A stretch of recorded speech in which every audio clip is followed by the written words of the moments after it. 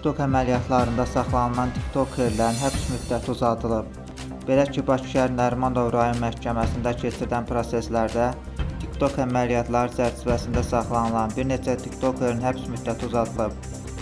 Vaqa ləqəbli Vüqar Zeynolovun barəsində olan həbs müddəti hakim Xalid Əlisoyun sədrliyi ilə keçirilən prosesdə 1 ay uzadılıb.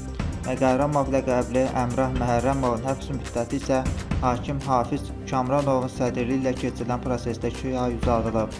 Xazeyn ləqəbli Vüqar Kərimovun isə həbs müddəti hakim Gültəkin Əsədovanın sədrliyi ilə keçirilən prosesdə 2 ay müddətinə artırılıb. Qeyd edək ki, hər üç şəxs ötən ilin dekabr ayında saxlanılıb və onlara qarşı Cinayət Məcəlləsinin 234.1 birinci maddəsi ilə satış məqsədi olmadan külli miqdarda narkotik vasitələr və ya psixotrop maddələr saxlama və ya daşıma ilə ittiham irəli sürülür. Məhkəmənin əvvəlki qərarları ilə onların barəsində 4 ay müddətinə həbs qəti imkan tədbiri seçilmişdir.